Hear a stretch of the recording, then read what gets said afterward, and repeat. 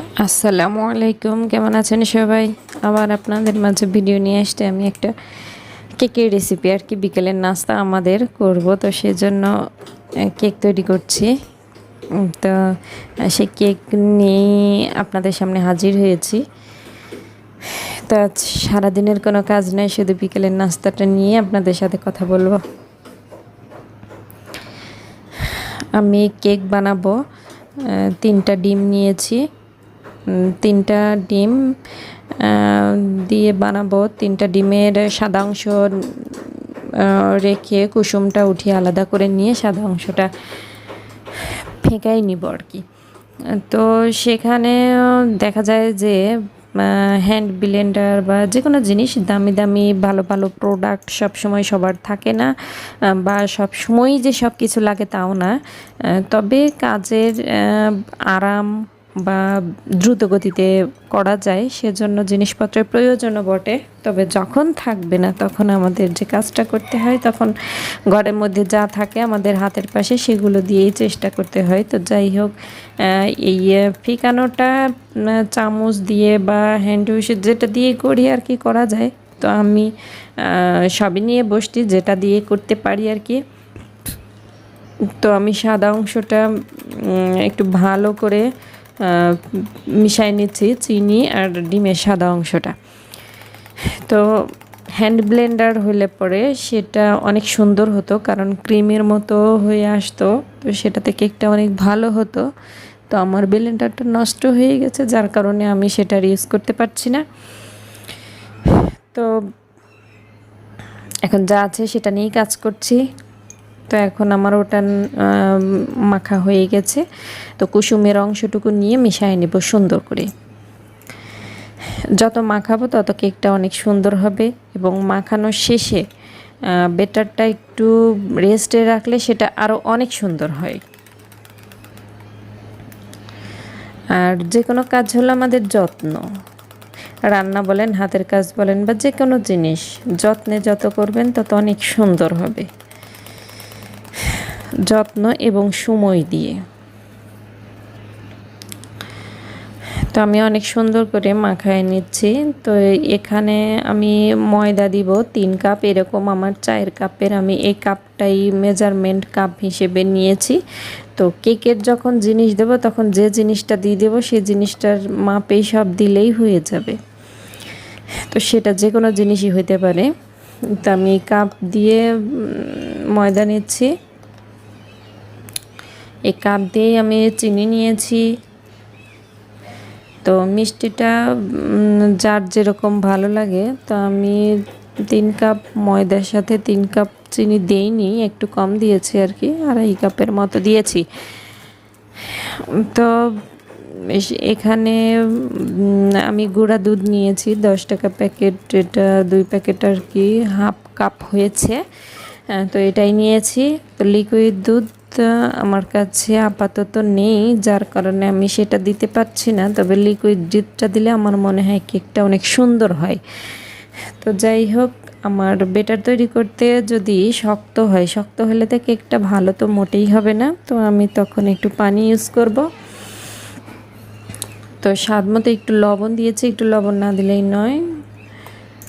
তো আমার মনে হয় একটু লবণ দিলে ভালো হয়। তো লবণ দিয়েছি। এই তো আমার উপকরণ। বেকিং পাউডার দিয়েছি 1 চামচ, 1 চামচের একটু বেশি, মানে চামচটা একটু ভরে দিয়েছি আর কি। এই তো তো আমি এটা এখন ভালোভাবে সুন্দর করে মাখায় নিব। তো আমার মনে হচ্ছে ব্যাটারটা অনেক শক্ত হবে, তো আমাকে এখানে একটু পানি ইউজ করতে হবে।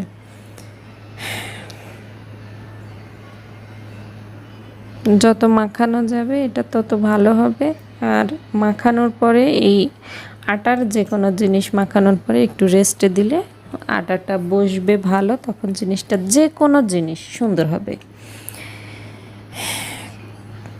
তো আমি একটু পানি দিয়ে দিচ্ছি, দিয়ে ব্যাটারটা তৈরি করছি।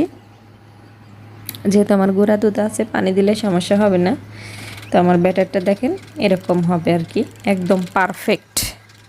তো এখন এটাকে আমি বসাবো একটা বোলে, স্টিলের একটা বোল নিয়েছি। এখন বোলের মধ্যে আমি একটু তেল দিয়ে মাখায় নিয়ে, তো এটা মধ্যে যে আমি কাগজটা দেব সেটা একটা প্যাড থেকে নিয়েছি। প্যাডের কাগজটা অনেক মোটা, এছাড়াও যে কোনো কাগজ দেওয়া যাবে, তবে লেখা কাগজ দিলে সেখানে আপনার লেখাগুলো কেকের মধ্যে উঠে পড়বে, এটা আসলে খাবারের বিষয় আর কি।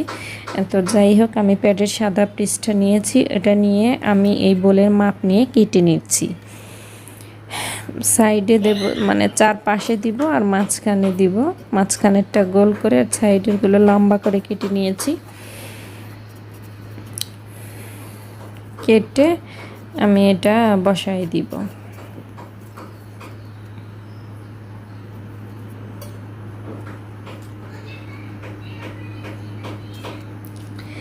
তেলের উপরে কাগজ দিয়ে বসাই দিলে তখন কেকটা অনেক সুন্দরভাবে উঠে আসবে,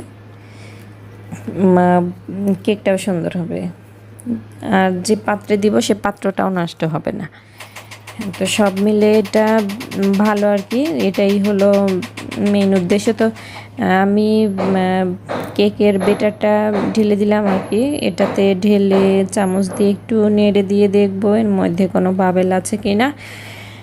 তো দেওয়ার পরে আমি বরাবরই রাইস কুকারে কেক তৈরি করি, আমার কাছে রাইস কুকারে অনেক সুন্দর কেক হয়। তো আজকে প্রথম আমি কড়াইতে দিব। তো কড়াইতে যে স্ট্যান্ডটা দিয়েছি, আমার চুলার স্ট্যান্ড, মানে চুলার সাথে যেটা ফ্রি থাকে আর কি, ফ্রি না অবশ্য, এটা কিনেই আর কি, তো চুলার সাথে থাকে, সেটা আমি বসিয়ে দিয়েছি।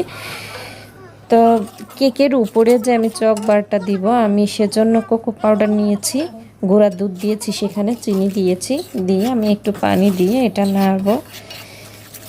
হালকা আঁচে দিয়ে নাড়তে হবে, এটা নাড়া বন্ধ করা যাবে না। তো নাড়তে নাড়তে জিনিসটা অনেক সুন্দর হয়ে যাবে। তো এখানে আমি পানি দিয়েছি, আমার কাছে এখন লিকুইড দুধ নেই, এজন্য তো এটাতে লিকুইড দুধ দিলে এবং একটু মানে এটা যখন জমে আসবে তখন একটু ঘি দিলে ফ্লেভারটা হবে সুন্দর হবে, আর এটাই নিয়ম আর কি। তো অনেকটাই ঘন হয়ে আসছে, নাড়তেই হবে, নাড়তেই থাকতে হবে, না হলে নিচে লেগে যাবে বা এটা সুন্দর বেটা তৈরি হবে না। তো আমার এটা দিয়ে আমি শুধুমাত্র কেকের উপরে দিব, কোনো ডেকোরেশন করব না, শুধু এটাই উপরে দিব চকবার হিসেবে।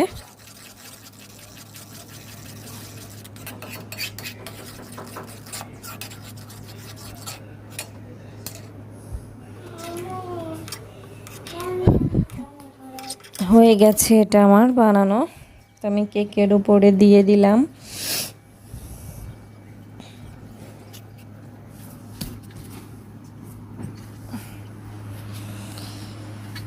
এই তো আমার কেক, তো এখন পরিবেশনের পালা। তো আমার ভিডিও আপনাদের ভালো লেগে থাকলে লাইক করবেন, কমেন্ট করে জানাবেন, কোনো কিছু জানার থাকলে বা কেমন হলো সেটাও জানাবেন, আর সাবস্ক্রাইব করে বেল আইকনটি চেপে আমার পাশে থাকবেন। তো আমরা এখন কেকের জন্য অপেক্ষায় আছি সবাই। তো এখন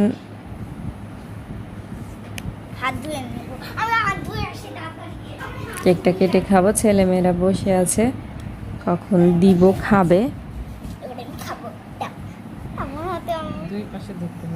তো আজ এ পর্যন্তই, আবার নতুন কোনো ভিডিও নিয়ে আসা পর্যন্ত ভালো থাকুন। আল্লাহ হাফেজ।